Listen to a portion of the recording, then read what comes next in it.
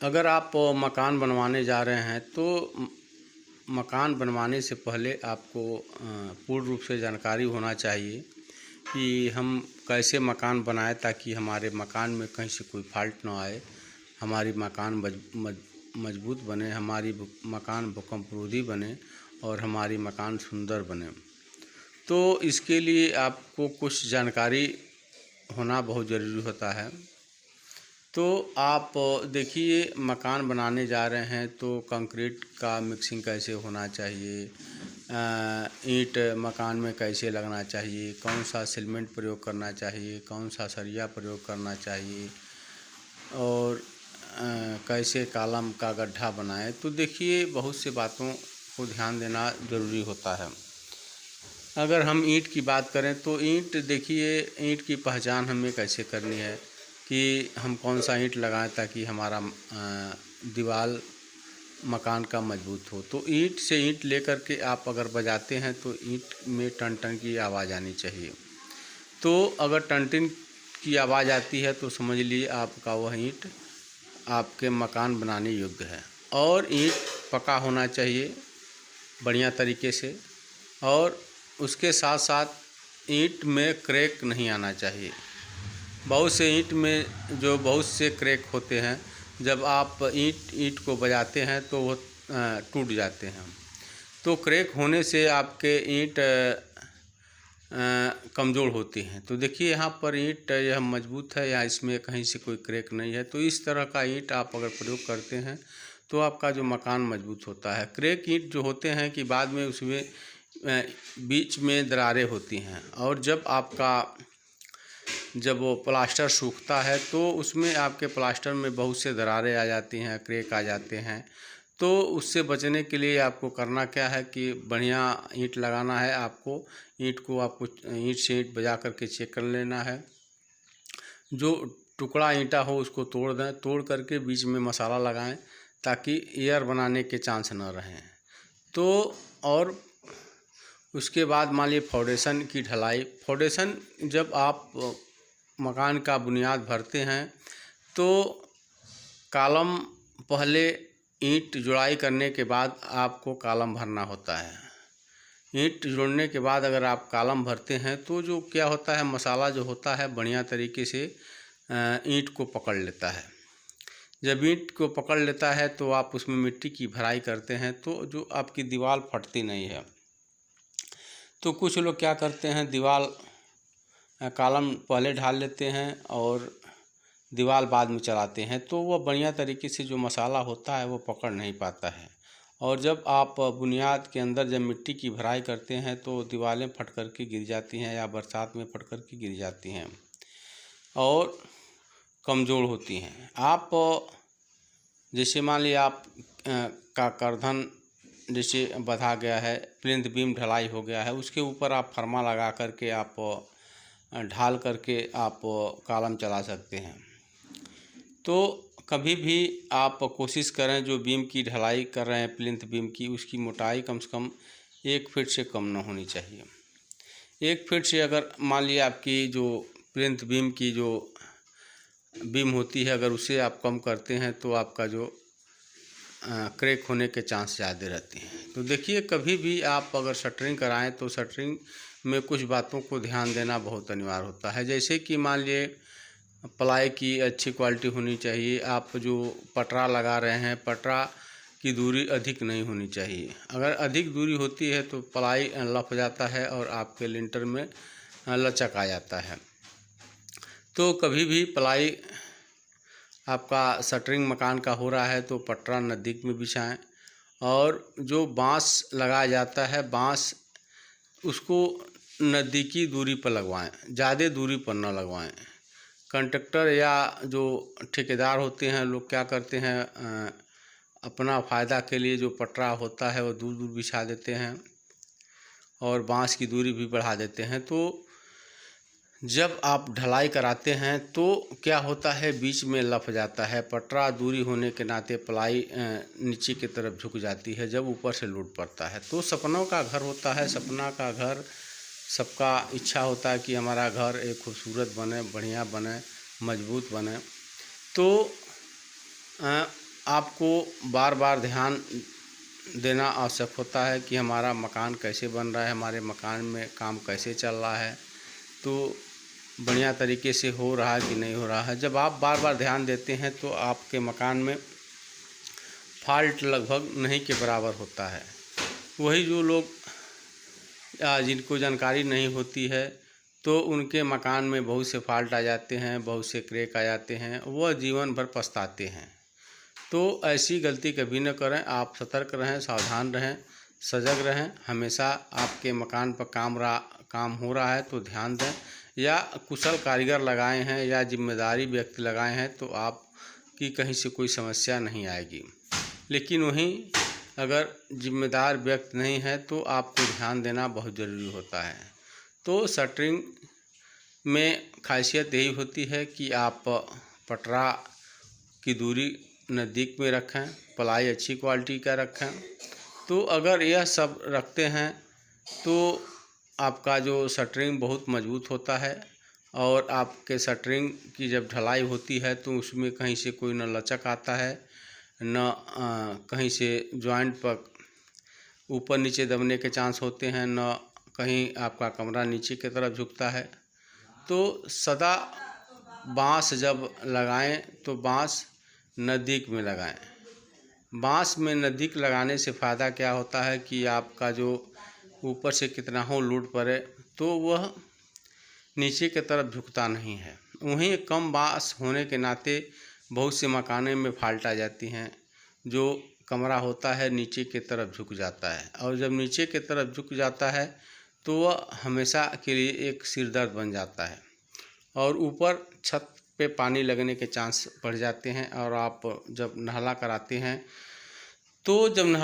हैं तो उसमें आपका वेस्ट मटेरियल जाता है। वेस्ट मटेरियल के साथ साथ जब कमरा आपकी ढलाई हो चुकी है और जब कमरा धीरे धीरे जब नीचे की तरफ बैठता है तो उस कमरे में क्रैक आ जाते हैं। आप अक्सर देखे होंगे कि दीवार के ऊपर क्रैक आते हैं। दीवार के ऊपर क्रैक किस लिए आते हैं कि जो दीवार के क्रैक के ऊपर जो क्रैक आता है उसका मतलब ये होता है कि जो बीच का कमरा है नीचे की तरफ झुका है, इसलिए दीवार के ऊपर क्रैक अक्सर आते हैं। तो इससे बचने के लिए आपको करना क्या होगा कि शटरिंग को आपको मजबूत लगाना होगा, और उसके साथ साथ जो आपका सरिया की बधाई जो होती है वह अच्छी होनी चाहिए। सरिया की बधाई जो हो रही है, या कुशल कारीगर कुशल मिस्त्री हो सरिया की बधाई कर रहे हैं, बढ़िया तरीके से जानकारी हो उनको कि सरिया कैसे बांधा जाए कि हमारे कमरे में क्रैक न आए, हमारा कमरा लचके न।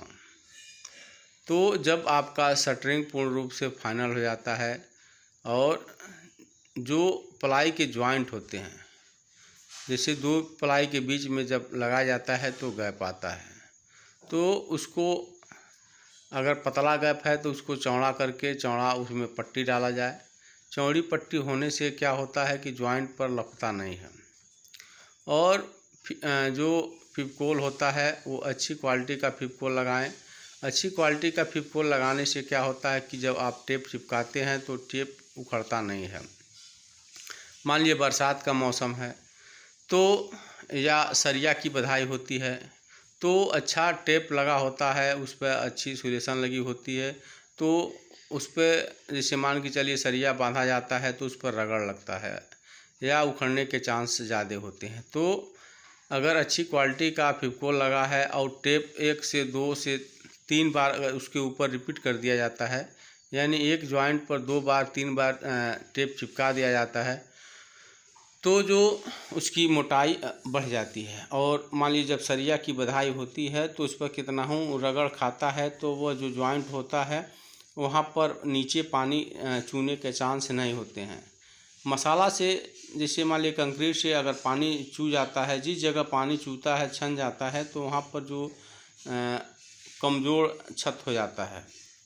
तो कभी भी आप अच्छी क्वालिटी का सुलेशन लगाकर बढ़िया से जॉइंट को 1 से 2 बार 3 बार उसके ऊपर चिपका दें, और चिपका देते हैं तो उसकी मजबूती 100% हो जाती है।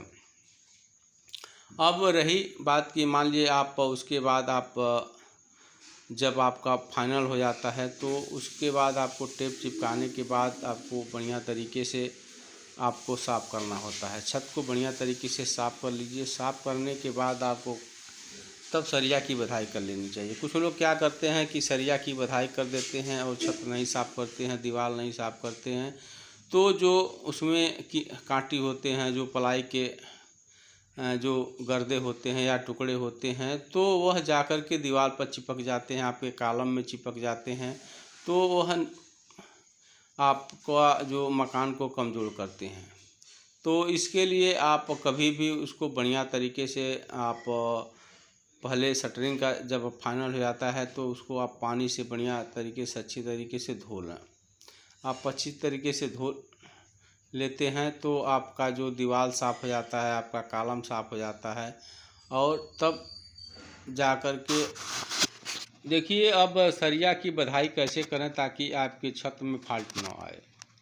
तो जो छत का बीम लटक होता है वह आपके कमरे की दूरी के हिसाब से तय करता है कि आपका कमरा कितना बड़ा है, कितना छोटा है।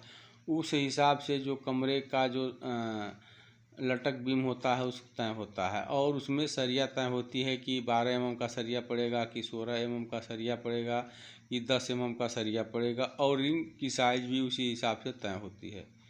तो अगर आपका कमरा बड़ा नहीं है, मान के चलिए 12x10 का है, 12x11 का है और 10x10 का है, तो अगर आपका छोटा कमरा है तो मान लीजिए अगर 12x14 का है, 12x15 का है, तो आप 9x12 का आप बीम लटक कर सकते हैं। अब 9x12 का लटक अगर बीम करते हैं तो उसमें मान लीजिए आपका रिंग की साइज़ की बात करें तो वह रिंग जो आपका 7x10 का रिंग लगेगा। अगर छत की मोटाई की बात करें तो मान के चलिए आपका 9 इंची नीचे लटक बीम हो जाएगा, 5 इंची ऊपर ढलैया हो जाएगा, तो 9x5 आपका हो जाएगा। तो इस हिसाब से जो आपकी छत की मोटाई होती है। अब जब आप छत की सरिया की बधाई करते हैं तो उसमें यल ज़रूर डलवाएं। यल डालने से बनाने से क्या होता है कि जो कॉलम से कॉलम की जो बधाई होती है वह उसकी पकड़ बढ़ जाती है। आप यल अगर बनवा करके अपने बीम की बधाई करते हैं तो कोई भूकंप आपदा आता है तो वह आपकी मकान झेल लेती है। वह जो कॉलम से कॉलम अलग नहीं होने देती है, क्योंकि उसमें यल बना कर के बांधा जाता है तो उसकी मजबूती कई गुना बढ़ जाती है। तो कभी भी कोशिश करें कि आपका जो बीम है उसमें सादा न बनवाएं, यल बना करके ही अपने जो बीम की सरिया की बधाई करें। तो देखिए यहाँ पर यल बना करके बीम को बांधा गया है, यह पूरा बीम बांध लिया गया है, तो यह कोई आपदा आता है तो यह झेलने के लिए तैयार होता है। और इसकी जो मजबूती की बात करें तो यह मजबूती जो 100% होती है। तो आप कभी भी सरिया बीम की बधाई यल के बिना न बनवाएं, यल बना कर के ही सरिया की बधाई कराएं और तब जा कर के आपका जो घर के छत की मजबूती बढ़ जाती है। तो रिंग की साइज़ की बात करें तो रिंग लटक बीम के साइज़ के हिसाब से आपका जो रिंग लगेगा 7x7 का लगेगा या 7x10 का लगेगा या 7x12 का लगेगा, तो इस हिसाब से तय होता है। तो देखिए यहाँ पर जो छत की बीम की बधाई की जा रही है और जो रिंग की दूरी की हम बात करें तो रिंग की दूरी लगभग मान के चलिए आप 5 इंच से स्टार्टिंग होता है। 5 इंची, 6 इंची, 7 इंची, 8 इंची, आप ज़्यादा से ज़्यादा 9 इंची तक रख सकते हैं। तो जो दीवार पर अगर रिंग की बधाई की बात करें तो आप 8 इंची रख सकते हैं, 9 इंची रख सकते हैं, लेकिन जो बीच की बीम लटक जो होता है उसमें आपको 7 इंची रखना होता है, 6 इंची रखना होता है। तो इससे जो आपके जो बीम की मजबूती बढ़ जाती है। तो कभी भी कोशिश करें कि जो रिंग की दूरी ज़्यादा दूरी न तय हो, दूरी कम ही दूरी पर बनवाएं। और कम दूरी पर होने के नाते जो आपका छत का जो बीम होता है वह बहुत मजबूत होता है और मजबूती में कहीं से कोई कमी नहीं रहती है। तो अब जो प्लेन की बात करें तो आप छत का प्लेन की बधाई कर रहे हैं तो कमरे के हिसाब से उसकी बधाई कराएं। मान लीजिए कमरे की जो लंबाई चौड़ाई अगर बड़ा है तो आप दूरी कम रखें, अगर छोटा है तो आप दूरी अधिक रख सकते हैं। जैसे मान लिए अगर 12, 15, 12, 16, 13 का अगर बड़ा कमरा है तो आप 5 बाई 5 पर ही रखें। 5 बाई 5 पर अगर जाल रखते हैं तो जो आपके कमरा के लटकने के चांस बहुत कम होते हैं। अगर वहीं उसकी साइज अगर बढ़ा देते हैं तो आगे चल कर के कमरे नीचे की तरफ झुक सकते हैं। तो सरिया छत प्लेन में क्रैंक ज़रूर तोड़वाएं, टाप ज़रूर डलवाएं। टाप से क्या होता है कि वह एक दीवार पर बीम की तरह मजबूत हो जाता है और आपका छत जो नीचे के तरफ झुकने नहीं देता है, इसलिए टाप डाला जाता है। और सरिया जब आप कमरे की दूरी अधिक है तो आप जो ढलाई आपको कराना है तो 5 इंची से कम नहीं कराना है। 5 इंची से कम कराते हैं तो सरिया अधिक होने में जब सरिया अधिक होती है तो सरिया अधिक के साथ साथ जो छत की मोटाई भी अधिक होनी चाहिए। यह नहीं है सरिया आप अधिक डाल दीजिए और छत की मोटाई कम कर देते हैं, तब भी आपके छत में दिक्कतें आ सकती हैं। तो सरिया आप जितना डालते हैं उतना उसी हिसाब से आपको छत की मोटाई भी रखनी होती है। तो कभी भी आप कमरे के हिसाब से आप सरिया की बधाई करें और छत में आप कोशिश करें 8 mm का सरिया न बधाई करें। छत में 8 mm का सरिया न डालें। कोशिश करें आप 10 mm से ही टोटल प्लेन्स आप अपने छत का जाल बनवाएं। 8 mm का मतलब होता है कि वह बहुत पतला सरिया हो जाता है और जब आपका कमरा बहुत बड़ा होता है तो कमरा बड़ा होने के नाते जंपिंग जैसे या किसी चीज़ को उसके ऊपर या पटकते हैं या चलते हैं तो उसमें जैसे कि आवाज़ आने के चांस ज़्यादा होते हैं। तो कोशिश करें कि आप केवल 10 mm से ही आप छत की बधाई करें और उसकी बधाई के साथ साथ आप जितना जाल होता है टोटल बनवाएं।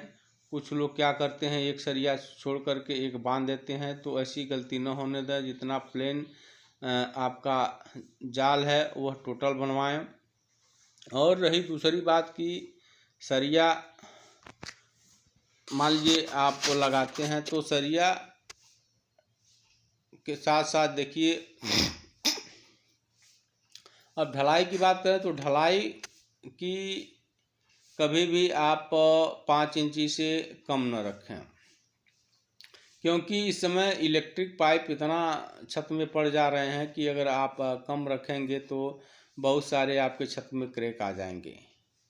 तो इसलिए आप छत की जो ढलाई आप 5 इंची रखें, 5 इंची से कम न रखें। ढलाई करते समय बहुत सी बातों को आपको ध्यान देना होगा। अगर उन बातों पर आप ध्यान नहीं देते हैं तो आपके छत में बहुत से फॉल्ट आ सकते हैं। तो छत के ढलाई करते समय आपका लीड का प्रयोग बहुत आवश्यक होता है कि लीड का आपको प्रयोग करना होता है। लीड का अगर आप प्रयोग नहीं करते हैं तो जैसे कि मान लीजिए आप कंक्रीट कहीं छन जाता है, कहीं कंक्रीट अधिक हो जाता है, तो जब जहाँ जिस एरिया में कंक्रीट की मात्रा अधिक होगी तो वहाँ पर आपका पानी टपकने लगता है। तो कभी भी आप कोशिश करें कि लीड का प्रयोग हमेशा करें, हर जगह लीड चलाएं। जितना ज़्यादा अधिक लीड चलाएंगे उतना आपका छत मजबूत होगा, आपके छत में सीलन नहीं आएगा। अब सीमेंट की बात करें तो कभी भी आप अच्छी क्वालिटी सीमेंट का प्रयोग करें। छत में कोशिश करें कि केमिकल रहित सीमेंट का प्रयोग करें आपको अलग से केमिकल ना डालना पड़े। अब सीमेंट की बात करें तो जैसे मान लीजिए हो जाता है अंबुजा कवच आ जाता है, अल्ट्राटेक वेदर आ जाता है, बहुत से सीमेंट कंपनियां बनाती हैं। तो केमिकल रहित अगर सीमेंट आप प्रयोग करते हैं तो आपको दिक्कत नहीं होता है कि केमिकल पड़ा है कि नहीं पड़ा है। लोग नॉर्मल सीमेंट का अगर प्रयोग करते हैं तो केमिकल रख देते हैं, तो लेबर लोग क्या करते हैं, कहीं डालते हैं कहीं नहीं डालते हैं, कहीं अधिक डाल देते हैं कहीं कम डाल देते हैं, तो आपके छत में दिक्कतें आ जाती हैं। अगर वही केमिकल रहित सीमेंट है तो आपको ताकना झाँकना नहीं है केमिकल पड़ रहा है कि नहीं पड़ रहा है, क्योंकि उसमें ऑलरेडी केमिकल पड़ चुका होता है और आपको कहीं से कोई देख रेख करने की आवश्यकता नहीं होती है। देख रेख आपको केवल वही करना होता है कि हमारे जो कंक्रीट की मिक्सिंग हो रही है वह सही रेशियो से हो रही है कि नहीं है। मान लीजिए कंक्रीट भी अधिक नहीं होनी चाहिए। अगर मान के चलिए कंक्रीट भी अगर अधिक हो जाता है तो दिक्कत क्या होती है कि जहाँ पर आप कंक्रीट गिरा देते हैं, कंक्रीट अधिक होने के नाते क्या होता है कि उसमें मसाला जब कम रहता है तो उसको वाइब्रेट करते हैं तो वह बढ़िया तरीके से मिक्स नहीं हो पाता है। तो जब वो बढ़िया तरीके से मिक्स नहीं हो पाता है तो वहाँ पर पानी आपका छत चूने के चांस बढ़ जाते हैं, आपके छत में सीलन आ जाते हैं। तो कभी भी आप छत का मिक्सिंग देखें कि आपके जो मिक्स जहाँ हो रहा है कंक्रीट का रेशियो सही है कि नहीं है। कंक्रीट का रेशियो आप अपने हिसाब से घटा बढ़ा सकते हैं कि कंक्रीट छोटा है या बड़ा है। तो अगर कंक्रीट आपका बड़ा है तो आप उसमें मसाला का रेशियो बढ़ा सकते हैं, अगर छोटा कंक्रीट है तो उसमें आप मसाला घटाने बढ़ाने के चांस नहीं होते हैं। इसलिए बड़ा कंक्रीट होने के नाते छनने के चांस ज़्यादा होते हैं, अगर वहीं छोटा कंक्रीट होता है तो उसमें छनने के चांस बहुत कम होते हैं। तो कभी भी आप सीमेंट का सही प्रयोग करें, बालू का सही प्रयोग करें। और देखिए बालू का आप प्रयोग करते हैं तो बालू में मिट्टी की मात्रा नहीं होनी चाहिए। मिट्टी का सबसे बड़ा दुश्मन होता है सीमेंट होता है और सरिया होता है। अगर बालू में अगर मिट्टी की मात्रा है तो यह दोनों को उम्र कम कर देता है। सीमेंट का भी उम्र घटा देता है, सरिया का भी उम्र घटा देता है। जब दोनों का उम्र घटेगा तो आपके छत का उम्र अपने आप घट जाएगा। तो कोशिश करें बालू मोटे दाना का प्रयोग करें और मिट्टी बालू में नहीं होना चाहिए। पतला अगर बालू है तो चलेगा, लेकिन मिट्टी 100% कोशिश करें कि मिट्टी की मात्रा न हो। तो छत आप ढलवा रहे हैं तो आपको क्या करना होता है कि आपको देखना होता है कि हमारा जो रेशियो बना है, जिस हिसाब से रेशियो हमारा मसाला बन रहा है तो उस हिसाब से रेशियो मसाला बन रहा है कि नहीं बन रहा है, बालू पड़ रहा है कि नहीं पड़ रहा है, कंक्रीट पड़ रहा है कि नहीं पड़ रहा है। कंक्रीट में पानी की मात्रा अधिक नहीं होनी चाहिए। अगर कंक्रीट में पानी की मात्रा अधिक होता है तो उससे नुकसान क्या होता है कि जो कंक्रीट होती है वह छन जाती है। कंक्रीट जब वह आप छत पर उसको पलटेंगे तो क्या होगा, कंक्रीट छन करके अलग हो जाएगी, मसाला जो आपका अलग हो जाएगा। तो कोशिश करें कि जो आप गिट्टी मिक्स करते हैं तो उसमें पानी की मात्रा कम हो। जितना पानी की मात्रा कम रहेगा, पानी की मात्रा मीडियम रखें, न जब पानी की मात्रा ज़्यादा हो न पानी की मात्रा कम हो। तो उससे क्या होता है कि आपका छत बहुत मजबूत होता है, आपके छत में लीड चलाने में दिक्कतें नहीं आती हैं और जो आपका दीवार में पकड़, कॉलम में पकड़ वो बहुत बढ़िया तरीके से पकड़ लेता है और फंटी मारने में आराम होता है, प्लेन करने में आराम होता है। तो रेशियो सही होना चाहिए आपका जिस हिसाब, और मान के चलिए कंक्रीट जो मोटाई 5 इंच से कम नहीं होना चाहिए। तो होता क्या है कि मान लीजिए आपका ढलाई बढ़िया तरीके से नहीं हुआ है तो मिक्सिंग सही तरीके से नहीं होना चाहिए। कम से कम जो आप कंक्रीट को मिक्स कर रहे हैं तो वह आप जितना देरी तक मिक्स करेंगे वो उसमें उतना लसम बनता है। आप अगर तुरंत डालते हैं, तुरंत पलटी कर देते हैं तो उसमें लसम नहीं बनता है। आप जितना देरी तक उसको मिक्सिंग करेंगे, लेट तक करेंगे, उसमें लसम बनेगा और वही लसम क्या होता है जो बालू सरिया को बढ़िया तरीके से पकड़ लेता है। तो कभी भी आप अगर गिट्टी कि अगर मिक्सिंग करा रहे हैं, ढलाई करा रहे हैं, तो वहाँ पर बहुत ध्यान देना बहुत ज़रूरी होता है कि आपका बढ़िया तरीके से जहाँ मिक्स हो रहा है तो वहाँ टाइम लेकर के मिक्स हो। अब जितना बढ़िया तरीके से मिक्सिंग होगा उतना आपका छत मजबूत होगा। तो छत में बहुत सी बातों को ध्यान देना होता है कि क्या होता है कि आपकी छत की ढलाई हो रही है, लंबा एरिया है, मान लीजिए 5,000 है, 6,000 है, 7,000 है, 8,000 है, 10,000 है, तो ढालते ढालते लोग जाते हैं तो लास्ट में क्या करते हैं, लापरवाही कर देते हैं।